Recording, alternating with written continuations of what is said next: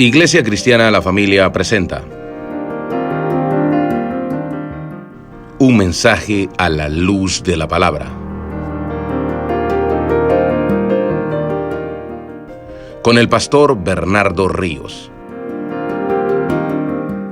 A continuación. Capítulo 11, verso 26. Y cuando lo encuentre, por favor, vamos a estar en pie un minuto para dar lectura y luego orar.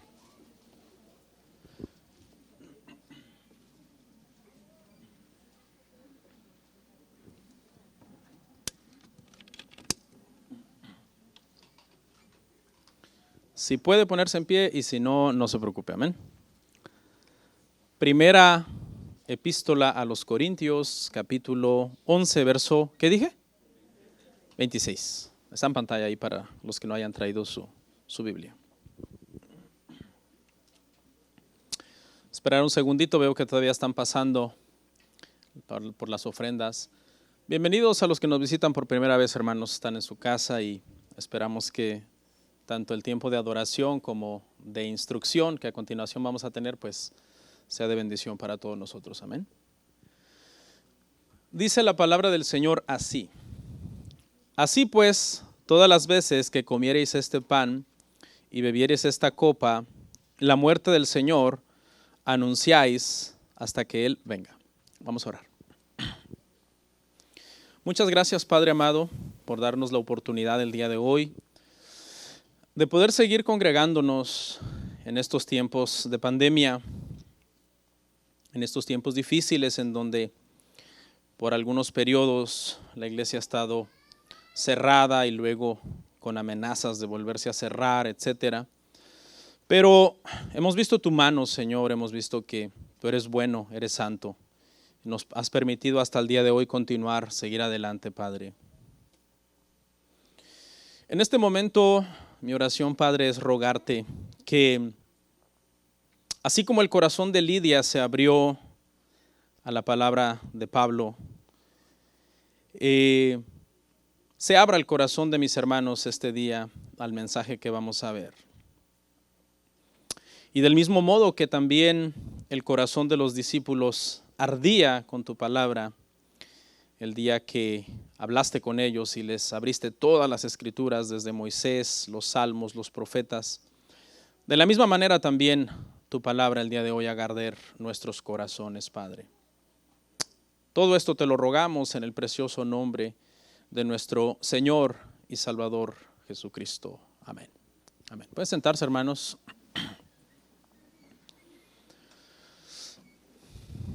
Gloria al Señor, hermanos. El día de hoy vamos a tener una pausa de nuestra serie sobre el Evangelio de Juan. ¿Cuántos han estado siguiendo la serie del Evangelio de Juan? Bueno, 3, 4, muy bien. El resto, pues véanla en YouTube. Vamos a hacer una pausa y vamos a tener un tema especial. El título de nuestro tema el día de hoy, hermano, es la Santa Cena. Amén. La Santa Cena. Hay dos ordenanzas cristianas que nuestro Señor Jesucristo mandó. Uno de ellos es el bautismo. Es la entrada oficial de los cristianos a una iglesia local. Es la forma en que se está dando una fe y legalidad pública de que la persona ahora quiere vivir para la gloria de Dios, que es una nueva criatura y que quiere dedicar su vida al Señor. La otra, hermanos, ordenanza es la Santa Cena y el día de hoy la vamos a celebrar. Y por eso tuve a bien, hermanos, aunque en el pasado he dado ya temas sobre la Santa Cena, tuve a bien que refresquemos un poco algunos conceptos muy importantes sobre este ceremonial para que lo hagamos con entendimiento. La celebremos el día de hoy, hermanos, con entendimiento. El bautismo es algo que sucede una sola vez en la vida de los creyentes. Cuando es realizado de una forma correcta, creemos en el bautismo de creyentes, creemos que ese es el bautismo bíblico. Eso significa que debe ser celebrado por una persona que se ha arrepentido de sus pecados, que ha venido a Cristo en fe y que tiene una edad suficiente como para que la iglesia local dé testimonio de que esta profesión es creíble. no necesariamente genuina al 100%, porque solamente Dios conoce el corazón, pero uno puede decir, el profesante está en una edad que resulta creíble y el testimonio de los demás también resulta que pues tenemos confianza que se bautice, ¿verdad? Sin embargo, la cena del Señor, hermanos, debe de ser observada repetidamente en la iglesia cristiana. Entonces, nos bautizamos una sola vez en nuestra vida, cuando se hace de la forma correcta, obviamente, y celebramos la cena del Señor a lo largo de toda nuestra vida cristiana, dependiendo en qué iglesia estés, obviamente, ¿no? Hay iglesias que quizás lo hacen cada año, otros cada 2 años, otros cada 5 años, lo cual no necesariamente estoy de acuerdo con eso, pero estoy describiendo la forma en que en algunos lugares se realiza. Y la razón por la que la cena es una celebración, hermanos, continua, o debería de ser una celebración continua en la iglesia, es porque es una señal de compañerismo con Cristo. Y lo que estamos diciendo cuando la estamos celebrando de forma reiterada es que nuestro compañerismo con el Señor es ininterrumpido. ¿Okay? La misma fe con la que profesamos cuando nos bautizamos es la misma fe con la que estamos caminando. Por ejemplo, el día de hoy, cuando se nos repartan los elementos, el pan y el vino, y los tomemos, lo que usted está proclamando es que esa misma fe, ese mismo espíritu de servicio, de devoción a Dios, con el cual usted se bautizó, no sé hace cuánto, usted está en lo mismo.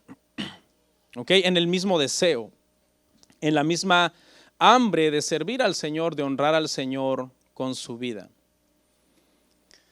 Comer el pan, hermanos, y beber el vino en la Santa Cena es una forma de convivio sagrado, okay, con nuestro Salvador.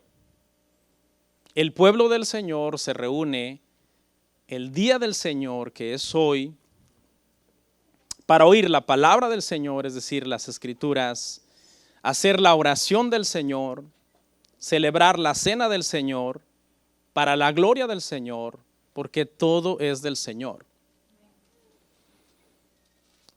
Sin embargo, este tema, hermanos, es un poco difícil de abordar porque en el mundo cristiano no todos estamos de acuerdo en algunos aspectos de la cena del Señor, como por ejemplo su significado, cada cuándo se debe celebrar, quiénes deben participar, cómo está Cristo presente en los elementos, etcétera. Espero que el día de hoy estas preguntas podamos disiparlas, por lo menos, quizás no de forma exhaustiva, pero sí las dudas más grandes nos puedan quedar claras al respecto. Quiero dar una definición. ¿Qué es la cena del Señor? Bueno, tiene varios nombres. La podemos llamar la mesa del Señor, le podemos llamar también comunión, porque es compañerismo con Cristo. La Santa Cena, así es como es el título de nuestro tema hoy, la Santa Cena. Algunos batallan un poco con este nombre, dicen no aparece la palabra santa, sino que solamente cena del Señor. Pero como todo es del Señor y el Señor la instituyó, entonces yo por lo menos no tengo ningún problema con llamarle la Santa Cena. Algunos otros le llaman a esta acción partir el pan. Esa es la expresión que aparece por lo menos en Hechos. Dice que los discípulos, los primeros cristianos, se reunían y partían el pan. Y habla precisamente de que después de comer, después de tener un ágape, una reunión donde se expresaban su amor unos por otros, celebraban la cena del Señor. Dicho de manera simple, la cena del Señor es una ceremonia sencilla. Vea la humildad en nuestra mesa. Es una ceremonia muy sencilla. ¿Sí? Quizás porque usamos algunos elementos que brillan, etcétera, pero quizás en los tiempos del Señor lo que se usó fueron cosas muy rudimentarias, ¿no? Algunos trapos muy rudimentarios para envolver el pan y algunas copas o jarrones de un material muy sencillo. Entonces, físicamente cuando tú ves a la mesa del Señor, no tiene toda la parafernalia que tenían las cosas en el Antiguo Testamento. Sin embargo, espiritualmente tiene mucho peso. y tiene un valor, un simbolismo muy grande para nosotros los cristianos. Nosotros la celebramos porque, de acuerdo a las Escrituras, Cristo mismo fue el que dijo: haced esto en memoria de mí. Primera de Corintios 11:24. Él lo mandó. ¿Con qué propósito? En el verso 26 dice que fue para anunciar su muerte mientras Él vuelve. ¿Ok? Entonces, aunque los cristianos diferimos en algunos asuntos sobre la cena del Señor, como cómo está Cristo presente en los elementos, cada cuándo se debe celebrar, quién puede participar, qué es exactamente la cena del Señor, sin embargo, estamos de acuerdo en que fue instituida por Cristo. Viene de su misma mano, viene de su misma boca, fue mandada por Él mismo justo la noche que fue apresado. Vamos a ver Mateo 26 al 28.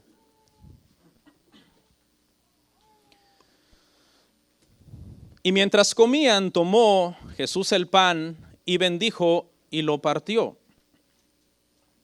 Y dio a sus discípulos y dijo: tomad, comed, esto es mi cuerpo. Y tomando la copa y habiendo dado gracias, les dio, diciendo: bebed de ella todos, porque esto es mi sangre del nuevo pacto, que por muchos es derramada para remisión de los pecados. ¿Okay? Nosotros entendemos este versículo como ser una institución que debe de ser celebrada de forma continua. ¿Okay? Aunque usted no lo crea, hay cristianos que interpretan este pasaje como un evento único y que no debe de ser repetido por la iglesia. Como por ejemplo el lavatorio de pies o el lavamiento de pies, si usted quiere.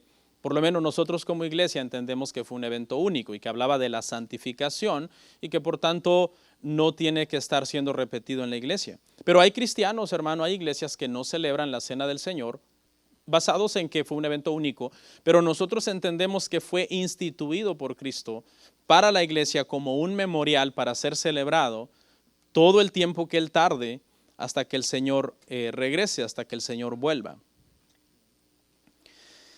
Vamos a ver 4 puntos, hermano. El primero, vamos a hablar un poco del trasfondo de la historia de la cena del Señor. ¿Qué papel juega la cena del Señor antes, en el Antiguo Testamento?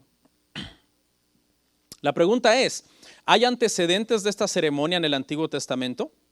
Parece que sí, porque la primera pareja que Dios creó, Adán y Eva, cuando los puso en el huerto del Edén, les dijo que podían comer de todo lo que estaba allí, menos del árbol que sabemos que era el árbol del conocimiento, de la ciencia del bien y del mal. Y tal parece entonces, nosotros podemos deducir que cada vez que Adán y Eva estaban comiendo y bebiendo en la presencia del Señor, estaban dándole gloria al Señor y estaban celebrando prácticamente una comida y una bebida delante del Señor. Pero ¿qué pasó? Esa comunión perfecta que cada vez que ellos comían la estaban proclamando, se perdió a causa de la caída de Adán y Eva. Y esto entonces, hermano, trajo consecuencias porque interrumpió el compañerismo que ellos tenían con Dios. Dice que fueron echados fuera del huerto. Y por eso es que cuando Dios les da la ley, entonces vuelve a instituir una serie de comidas, rituales, sacrificios, harinas, frutas, animales y todo eso que tiene que ver precisamente con comida. Vemos a Israel acampando al pie del monte Sinaí y a los ancianos, a los líderes de Israel, viniendo ante Dios, y una vez que están ante Dios, entonces celebran también una comida y beben delante del Señor. Eso lo podemos ver en Éxodo 24, 9 al 11. Dice, y subieron Moisés, Éxodo 24, 9 al 11, y Aarón, Nadab y Abiú, y 70 de los ancianos de Israel, y vieron al Dios de Israel. Y había debajo de sus pies como un embaldosado de zafiro, semejante al cielo cuando está sereno. Mas no extendió su mano sobre los príncipes de los hijos de Israel. Y vieron a Dios, y ponga atención, y comieron y bebieron. ¿Sí? Vemos que hay un trasfondo entonces histórico en el Antiguo Testamento sobre esta acción de compañerismo que es representada por comer y beber delante del Señor. Sin embargo, La cena del Señor, cuando fue instituida, aunque es una representación simbólica maravillosa de su sacrificio en la cruz del Calvario, también apuntaba hacia el futuro, porque cuando Él comió la última vez y bebió la última vez con sus discípulos, Él les dijo: yo no volveré a hacer esto, sino hasta cuando yo esté en mi reino, y volveré a comer y volveré a beber con ustedes. Por eso es que nosotros entonces estamos celebrando repetidamente la cena del Señor, porque nuestra fe es que hemos sido salvados y un día estaremos con Él celebrando con el Señor por medio de una comida. Hay mucha gente que dice: ¿se comerá en el cielo? ¿Qué se va a hacer en el cielo? La Biblia no es exhaustiva a la hora de responder este tipo de preguntas, pero también hay un falso concepto muchas veces en la iglesia de lo que es el cielo, porque mucha gente entiende el cielo como algo etéreo, como que somos unas prácticamente sustancias de gas o de humo que estamos flotando en una nube. Pero realmente la Biblia lo que nos da testimonio es de que el cielo será un lugar físico donde estaremos con cuerpos glorificados. Algunas leyes de la naturaleza cambiarán, pero muchas cosas que observamos acá y que hacemos acá, que son placenteras, que son buenas y que no son pecaminosas, se seguirán haciendo a perpetuidad por toda la historia y nos deleitaremos en esas cosas, que el día de hoy participamos de ellas y lamentablemente con la mancha del pecado no se pueden disfrutar al 100%. Pero aclaro que algunas cosas, ¿ok? Les aclaro que el matrimonio terminará. ¿Ya les hice el día? No. El matrimonio es terrenal, no es celestial. En el cielo dice que seremos como los ángeles, que no nos daremos en casamiento ni en matrimonio. Así que solteros, si el Señor viene ya, pues ni aquí ni allá.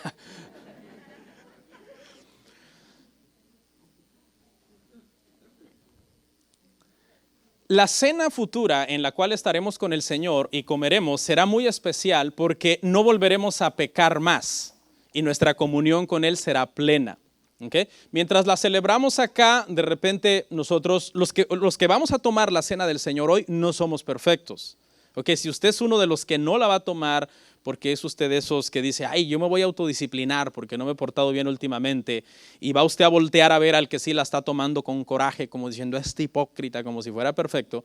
Quiero que sepa que no somos perfectos. Un día la tomaremos en un cuerpo glorificado, estaremos comiendo con Cristo en un cuerpo glorificado en la eternidad y nuestro compañerismo con Él será completamente sin interrupción del pecado. Por ahora, pues nos toca en ese proceso de santificación entonces venir a la mesa el día de hoy y antes de tomar los elementos nos llama la palabra, nos manda a hacer una introspección, un análisis de conciencia, examinarnos a nosotros mismos para ver cómo nosotros estamos.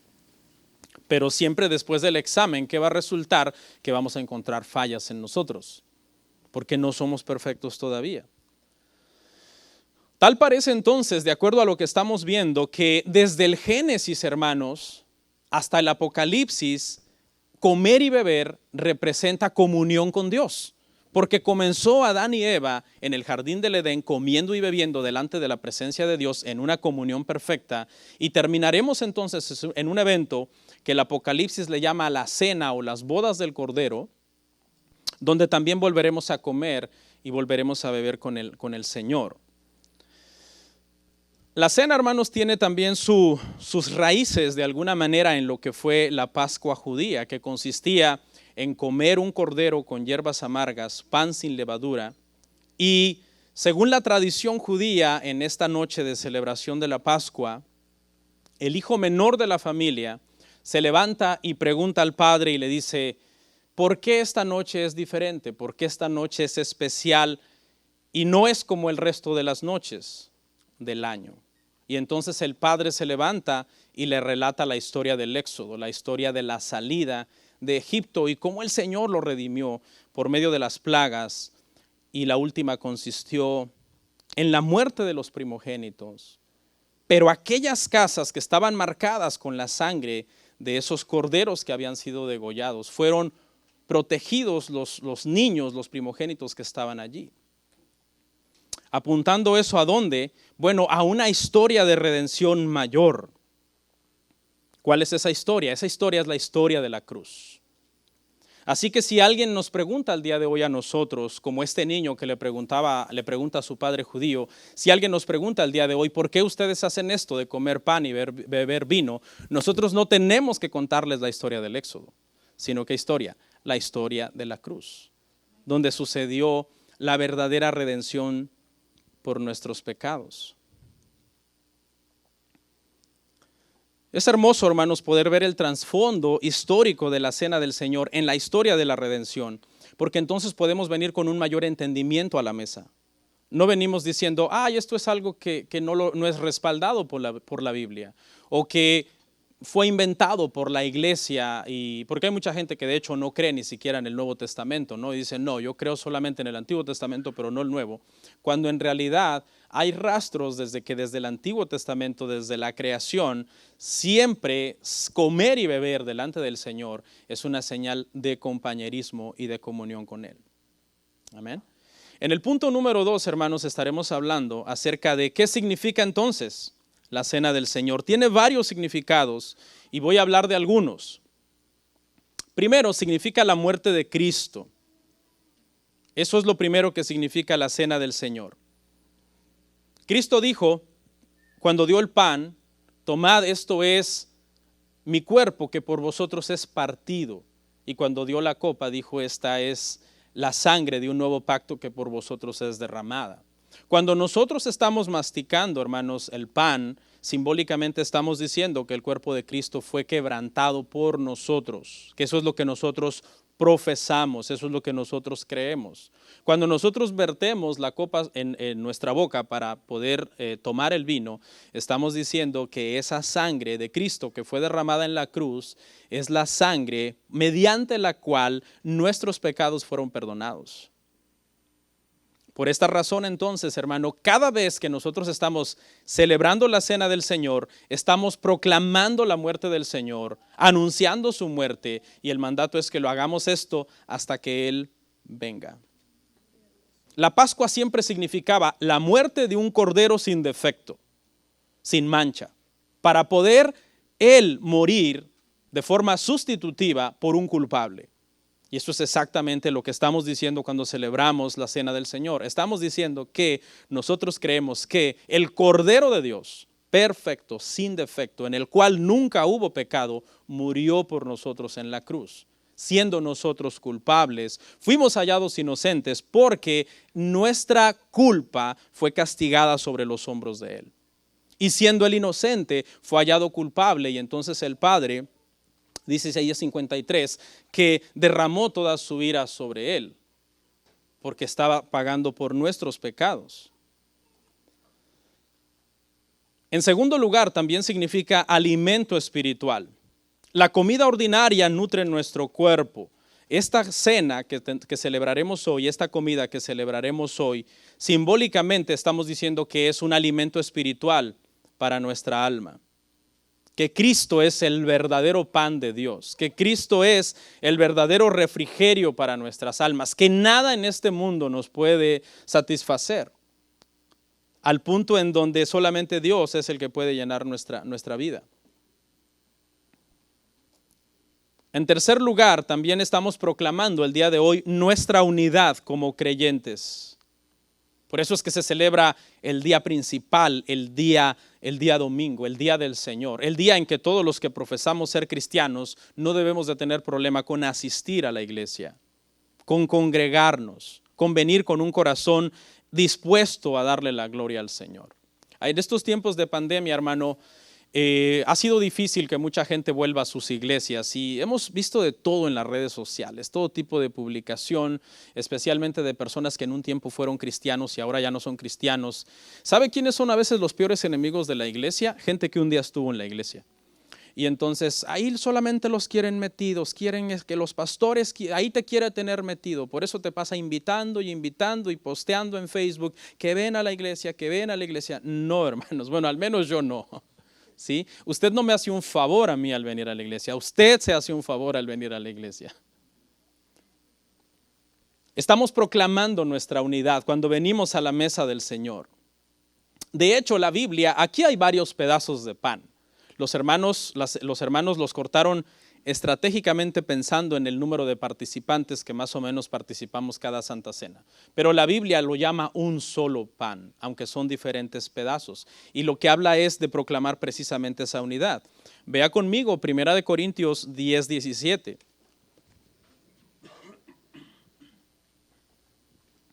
Siendo un solo el pan, nosotros con ser muchos somos un cuerpo, pues todos participamos de aquel mismo pan. ¿Ok? Los corderos, hermano, en Egipto dice que fueron distribuidos estratégicamente, según las familias. Si la familia era grande y se podía terminar el cordero, se lo acababan. Pero si la familia era muy pequeña, se juntaban con otras familias. Habla de unidad, habla de comunión con nuestros hermanos. Y eso es lo que estamos haciendo el día de hoy, juntándonos para comer la cena del Señor todos juntos.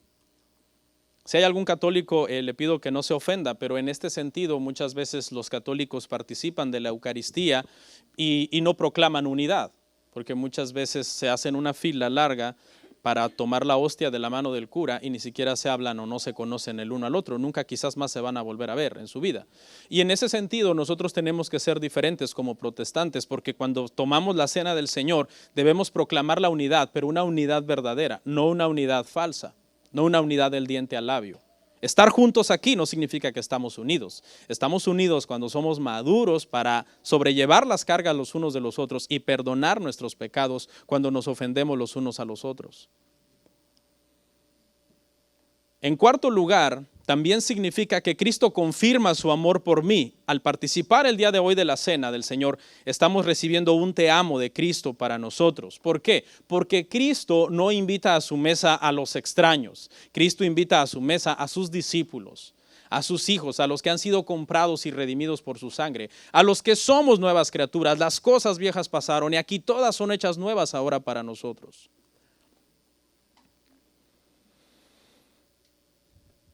La Biblia dice que los incrédulos no comen de la mesa del Señor, sino de la mesa de los demonios. Y yo sé que una declaración como esta le puede sonar muy fuerte a las personas que son muy hipersensibles, pero no es mía. Miren lo que dice 1 Corintios 10, 21. No podéis beber la copa del Señor y la copa de los demonios. No podéis participar de la mesa del Señor y de la mesa de los demonios. ¿Okay? Entonces, cuando nosotros tomamos la cena, estamos a la mesa del Señor con Cristo. Eso confirma el amor de Cristo por nosotros. En quinto lugar, que estamos aquí en la parte 2, pero es el quinto punto, nosotros afirmamos también nuestra fe, hermanos, en Cristo. Afirmamos nuestra fe en Cristo cuando tomamos la cena del Señor. Hay un arrepentimiento, hermanos, que es un arrepentimiento único que sucede una sola vez, que es el arrepentimiento del pecado en el cual nosotros estamos caídos. Y sin ese arrepentimiento no hay salvación. Se necesita ese tipo de arrepentimiento para nosotros ser justificados. Alguien dirá, bueno, no es Dios el dueño de la salvación, sí, pero el hombre es responsable. Y en un momento hablaremos de eso cuando lleguemos a Juan 10. Y en Juan 6 seguiremos hablando un poco más de eso. Pero hermanos, hay otro arrepentimiento que es un arrepentimiento continuo y que habla de una forma de vida, donde nosotros frecuentemente vivimos en una actitud de arrepentimiento. El cristiano peca y se arrepiente, peca y se arrepiente, peca y se arrepiente. Ese arrepentimiento no es para salvación, porque tú ya has sido salvado en la cruz del Calvario. Tú ya eres un profesante de la salvación. Tú no puedes estarte salvando a ti mismo cada vez que tú te estás arrepintiendo. ¿Okay? Pero ese arrepentimiento continuo es necesario para nuestra santificación. Entonces nos arrepentimos una sola vez para salvación y somos salvos y guardados eternamente en la mano de Dios. Nadie nos puede arrebatar de allí. Pero después de allí nosotros vivimos una vida de arrepentimiento de forma natural, porque cada vez que ofendemos al Señor, lo primero que viene el Espíritu Santo es a redarguir nuestro corazón y nosotros queremos entonces estar bien con el Señor, siempre. En el punto número 3, hermano, terminando estos incisos acerca de qué significa la cena del Señor, entonces vamos a hablar de cómo está Cristo presente en la cena del Señor. Les daré algunos datos históricos, si usted quiere, y teológicos, no los tiene que memorizar, pero quizás le pueden servir algunos. Y es que por lo menos esta pregunta tiene 3 posturas. ¿Cómo está Cristo presente en la cena del Señor? ¿Qué es lo que contienen los elementos? ¿Por qué es tan importante cada vez que se celebra la Cena del Señor y nosotros hacemos énfasis? Si quiere faltar un domingo, falte un domingo que no sea Santa Cena. Trate de estar en Santa Cena. ¿Por qué? Porque hay una postura acerca de cómo Cristo está presente en los elementos. Entonces, cuando tú deliberadamente, de forma negligente, irresponsable, eres una persona inmadura, poco espiritual, que no busca de Dios, faltas constantemente a la Cena del Señor, algo está mal, porque estás despreciando la mesa del Señor. Y estás despreciando la forma en que Cristo está contenido en los elementos. Entonces, la primera es, y la vamos a ver por cuestión histórica y para comprensión también cuando nos toque evangelizarle a un católico, pero es la transubstanciación, que es la primera postura que trata de responder a la pregunta ¿cómo está Cristo presente en los elementos?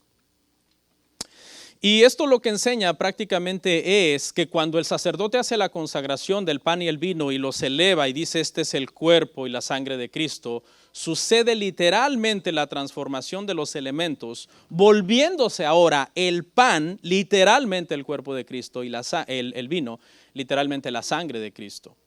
Y una vez que sucede esa consagración y sucede este fenómeno de transubstanciación, ahora ellos al pan le cambian el nombre y le dicen Cristo Eucaristía. ¿Qué quiere decir eso? Eso quiere decir que ellos están considerando que literalmente ese pedazo de pan es Cristo. Por tanto, si es Cristo, ahora es digno de adoración. Y por eso es que usted va a ver que ellos sacan entonces lo que le llaman el Santísimo, y que ese pan consagrado que es Cristo Eucaristía, y hacen procesiones y se postran y se arrodillan ante este símbolo porque para ellos es algo que sucedió de forma literal. Es tan serio para ellos que hay relatos históricos reales de que en la Edad Media, hermanos, hubo momentos o hubo episodios donde los católicos asesinaron a personas bajo rumores de que habían secuestrado una hostia de una iglesia y la habían torturado. ¿Sí?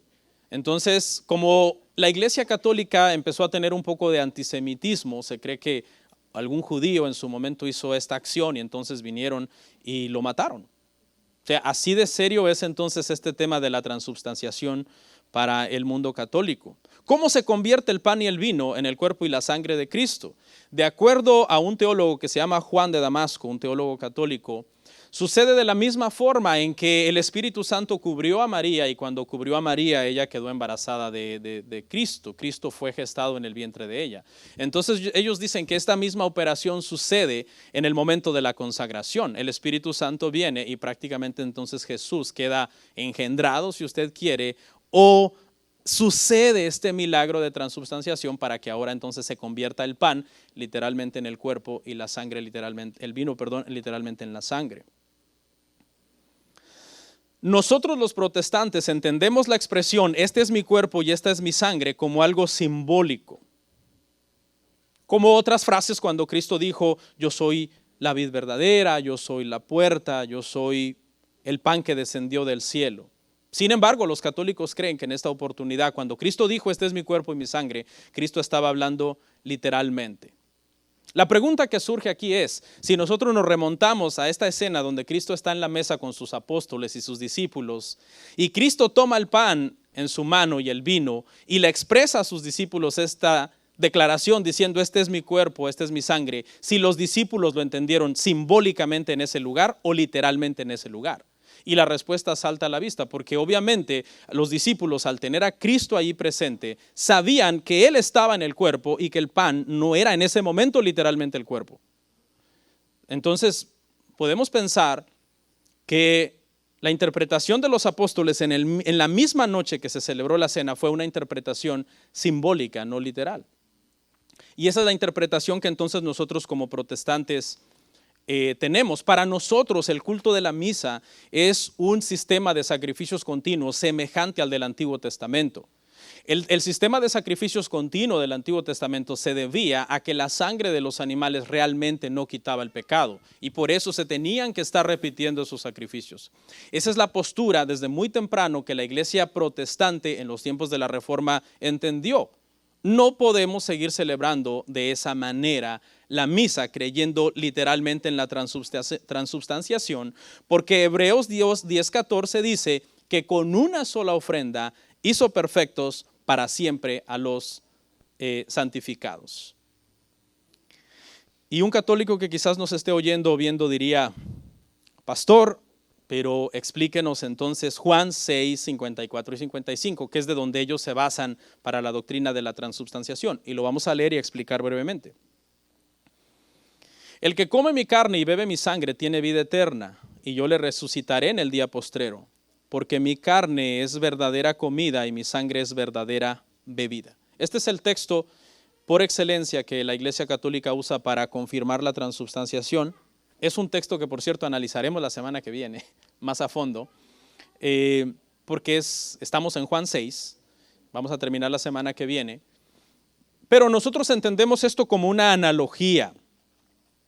La analogía es la siguiente: de la misma forma que el alimento físico es necesario para la vida diaria, de la misma forma la fe, el creer en el sacrificio de Cristo en la cruz, es necesario para poder tener vida eterna. Esa es la analogía. Yo lo veo simple. Esa es la analogía que está en ese lugar. Primero, porque cuando Cristo dice esto, la Santa Cena o la cena todavía no ha sido instituida. Así que los discípulos pudieron haber pensado: ¿de qué estás hablando? Ni siquiera ha sido instituido esto de lo que tú estás hablando, porque ellos no lo sabían. Y en segundo lugar, también porque si esto fuera literal, si nosotros tenemos que interpretar esos versos literales, que cuando Cristo está diciendo mi carne es verdadera comida, y mi sangre verdadera bebida, si eso es literal, eso significa que con solo tomar el pan y tomar el vino es suficiente para la salvación. ¿Por qué? Porque esa es la interpretación que se le está dando. Si es literal, entonces toda persona, sea quien sea, profese lo que profese, para que se cumpla lo que Cristo dijo, con solo tomar el pan y beber el vino se ha salvado. Dejemos ahí eso porque veo que ya se están incomodando algunos católicos. Inciso B, el punto de vista luterano, que se le conoce como consubstanciación. La palabra consubstanciación lo único que quiere decir es una sustancia al lado de. Se puede traducir como en, con y bajo. ¿Ok? ¿Quién es el originario de esta doctrina de la consubstanciación? Es Martín Lutero. Martín Lutero rechaza el punto de vista de la transubstanciación, pero él sigue diciendo que la declaración de Cristo, este es mi cuerpo y esta es mi sangre, es muy fuerte y que contiene que de alguna forma el cuerpo y la sangre de Cristo están contenidos en los elementos. No son los elementos, como dice la Iglesia romana, no son los elementos, pero están literalmente en los elementos. Eso es lo que dice Martín Lutero con el tema de la consubstanciación. La ilustración, para que a usted se le quede, a veces aprendemos más por ilustraciones que usan los luteranos, es la ilustración de el agua en una esponja. ¿Ok? Cuando una esponja absorbe agua, el agua sigue siendo agua y la esponja sigue siendo esponja, pero todo lugar donde esté la esponja está el agua. Por abajo, al lado, encima, por todos lados. Y eso es, en simples palabras, eso es lo que consubstanciación significa. Lutero dice, no es que los elementos se convierten literalmente en Cristo, pero Él está literalmente en los elementos. Un verso que pudiera, si usted quiere apoyar esta postura, es 1 Corintios 10:16. La copa de bendición que bendecimos no es la comunión de la sangre de Cristo. El pan que partimos no es la comunión del cuerpo de Cristo. Pareciera que está diciendo que la copa es la sangre y el pan es el cuerpo. Realmente nosotros no somos luteranos. Nosotros estamos de acuerdo 100% con Lutero en la justificación por fe. Pero cuando llegamos al tema de la cena del Señor, nosotros no creemos en la consubstanciación. No creemos, para empezar, en la transubstanciación católica, tampoco en la consubstanciación luterana. Aunque si usted me da a mí a escoger, pues la posición luterana tiene muchísimo más sentido que la posición católica. Entonces, hasta aquí llevamos estas dos. ¿Cómo está Cristo presente? De acuerdo a nuestra postura protestante, por ejemplo, nosotros que somos iglesias evangélicas, todo el resto del protestantismo, que no son católicos y no son luteranos, tienen la postura que les voy a enseñar ahora, que es la tercera. Y la postura es, y entre esos estamos nosotros, que la presencia de Cristo es simbólica y espiritual. simbólica y espiritual. Los que definieron esta postura fue Juan Calvino, Ulrico Zwinglio y otros teólogos de la época de la Reforma, porque cuando la iglesia se separa de Roma era muy importante definir esto, cómo está Cristo presente en los elementos de la cena del Señor. Y entonces esta postura, hermanos, en pocas palabras, lo que enseña es que ciertamente hay una presencia real de Cristo en los elementos, pero es espiritual. ¿Está Cristo presente hoy aquí? Sí, porque Cristo es omnipresente. ¿Está realmente presente aquí? Claro que está aquí. El Espíritu Santo mora dentro de nosotros como creyentes. ¿Hay una genuina bendición espiritual en participar de los elementos? Claro que sí, porque la obediencia siempre conlleva bendición. Pero es simbólico. Ahora, ¿simbólico significa que no es real? Claro que no, sí es real, pero no es literal. No está Cristo literalmente presente en el cuerpo glorificado como Él está en este momento a la diestra del Padre.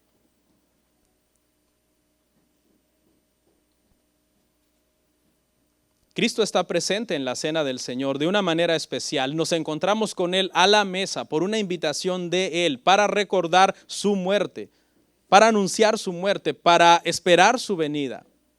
Claro que el Señor está presente, pero es una presencia simbólica y espiritual.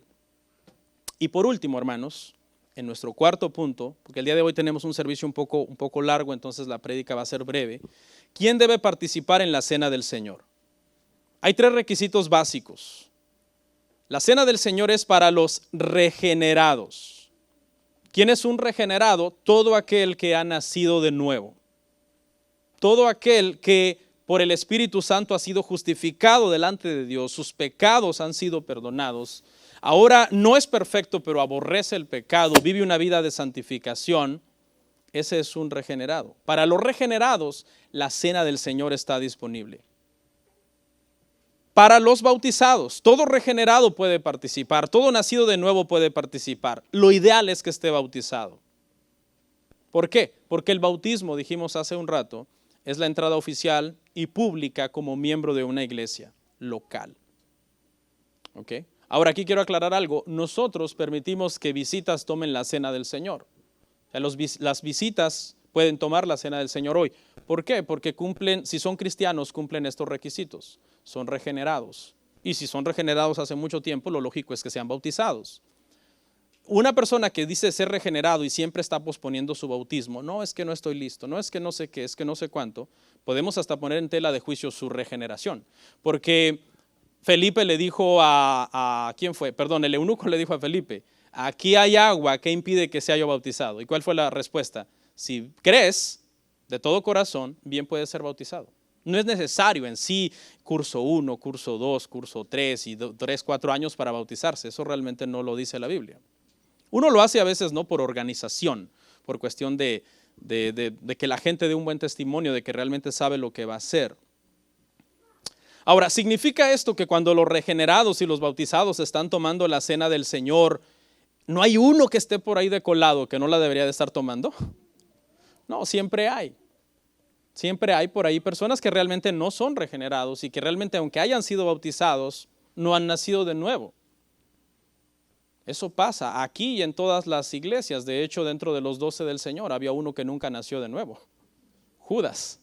Y los apóstoles no se dieron cuenta sino hasta la última, de último minuto. Todos los años que estuvieron con él siempre creyeron que era un hermano. Y no era. Y por último, el tercer requisito, hermanos, para tomar la cena es hacernos un autoexamen. Analizarnos a nosotros mismos para ver cómo nosotros andamos en la fe. ¿Qué vamos a encontrar? Imperfección en nosotros, fallas. ¿Y qué vas a hacer? Encontré fallas, no la tomo. La voy a tomar hasta que sea digno. Nunca la vas a tomar. Nunca vas a ser digno. La tomamos porque Cristo es digno. Esa es la realidad. La tomamos porque Él es digno y es en Él que nosotros somos aceptos en el Padre.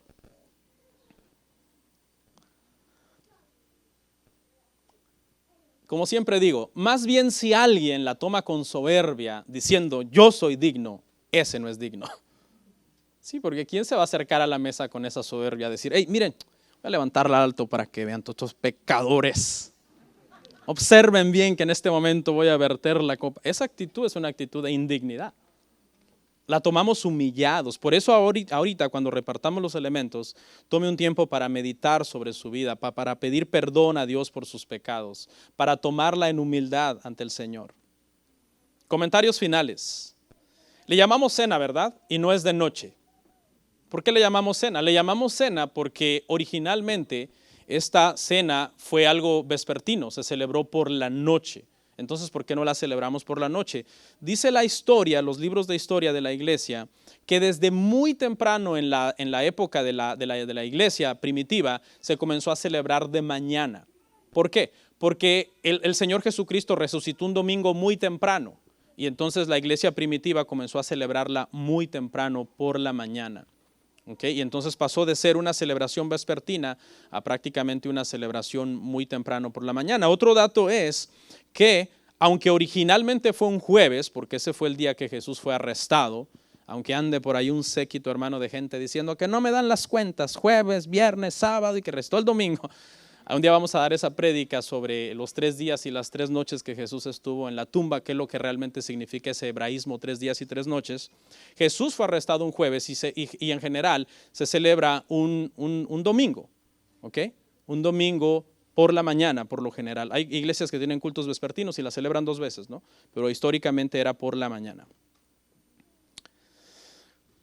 Cada cuando la celebramos, pues la Biblia no tiene una respuesta exacta a esto. Hechos 2:46 dice que se reunían todos los días y celebraban y partían el pan. Todos los días, escuche. ¿Se imagina? ¿Podemos hacerlo todos los días? Es bien difícil. Cada quien tiene su trabajo, cada quien tiene su agenda, cada quien tiene su schedule. Si es difícil que vengan el domingo, ¿se imagina que lo citáramos, no, hermano? El culto es diario, a las 8 de la mañana. Para celebrar la cena del Señor. Bueno, se cree entonces que esto solo duró unas décadas. Hay citas para probar esto. Hechos 21, ya encontramos ahora, unas décadas después de Hechos 2:46, a los discípulos celebrando la semanal. Se reunían cada primer día de la semana y dice que Pablo les enseñaba y partían el pan. Hoy por lo general las iglesias bíblicas, mejor dicho las iglesias, voy a tratar de ponerle humildad a este comentario, porque somos acusados muchas veces de soberbia. Ay, se cree en una iglesia muy bíblica, así que lo voy a arreglar. Hoy, por lo general, las iglesias que estamos tratando de querer ser un poquito más bíblicas, lo celebramos el primer domingo de cada mes. Las iglesias reformadas, por lo general, lo celebran el primer domingo de cada mes. Creo, y bueno, no solamente es mi postura, es la postura de muchos eruditos en Biblia, que semanal es muy mecánico, se puede hacer muy mecánico y la gente puede empezar a participar de una forma indolente. Y que a más de un mes, antes la hacíamos bimestral, bueno, primero la hacíamos trimestral hace unos 5 o 6 años, luego hace unos 4 años la movimos a bimestral, luego hace unos 2 años la movimos a mensual. Creemos que más de un mes está muy lejano. ¿Debería celebrarse online? ¿Debería celebrarse la cena en línea? Creemos que no, porque el capítulo por excelencia que habla de la cena del Señor, que es 1 Corintios 11, dice en 3 ocasiones, cuando os reunís. 1 Corintios 11, 18, cuando os reunís. 1 Corintios 11, 20, cuando os reunís. 1 Corintios 11, 33, cuando os reunís. Por eso yo cuando la iglesia cerró me preocupé, dije, ¿y cómo vamos a celebrar la cena? Bueno, pues les comento que un mes, estuvimos 2 meses cerrados.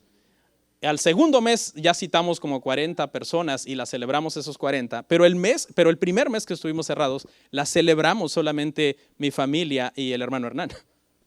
Solitos aquí la celebramos, porque la cena se celebra cuando os reunís. Y si en ese momento éramos toda la iglesia, porque los demás no podían venir por la pandemia, pues fue cuando nos reunimos que la celebramos. Claro, se le debe llevar quizás a los enfermos, ¿verdad? Pero no es por cuestión de que no quieren ir, sino porque están enfermos. La cena del Señor, hermanos, debe de recordarnos a nosotros que nosotros lo que somos es personas hambrientas, que le decimos no al mundo cuando el mundo nos tiende su mesa y nos ofrece deleites y nos ofrece pecado y nos ofrece muchas cosas en las cuales nos podemos deleitar. Le decimos no y venimos con hambre a la mesa del Señor a tener comunión con Cristo. Vamos a orar.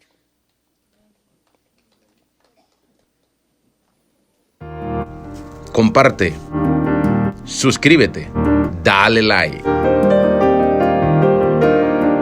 Gracias por tu sintonía. Hasta la próxima. Bendiciones.